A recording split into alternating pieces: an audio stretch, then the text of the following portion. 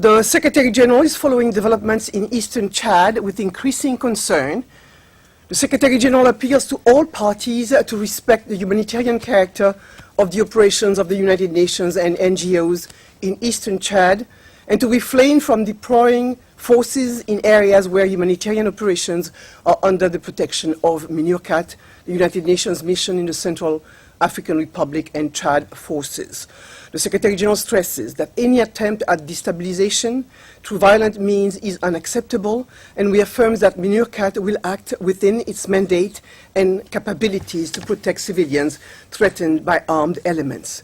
The Secretary General calls on all states in the region to prevent their territories and nationals from being used to aid armed groups. He urges the governments of Chad and Sudan to bridge their differences using diplomatic and other peaceful means available to them and to redouble their efforts to implement the Doha agreement. This is a statement to be attributable to the spokesperson for the Secretary General. On the humanitarian side, humanitarian and security conditions have generally deteriorated in Chad, and they have worsened even further in recent weeks.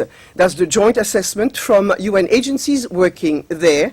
The agencies say that delivery of relief goods to some 250,000 Sudanese refugees and 166,000 displaced Chadians could be compromised due to mounting insecurity.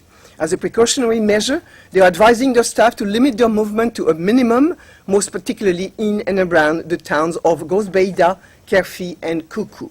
These towns are all within 100 kilometers of the Sudanese border, where there are reports of tensions between government and rebel forces. Meanwhile, 17,800 new refugees have fled into southern Chad from the Central African Republic. They join 60,000 of their countrymen and women already living in Chad with UN assistance.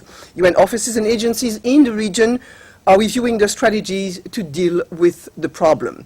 A consequence of the overall humanitarian crisis appears to be an outbreak of meningitis in Chad that has claimed 128 lives out of some 1,160 people who contracted the disease since the start of the year.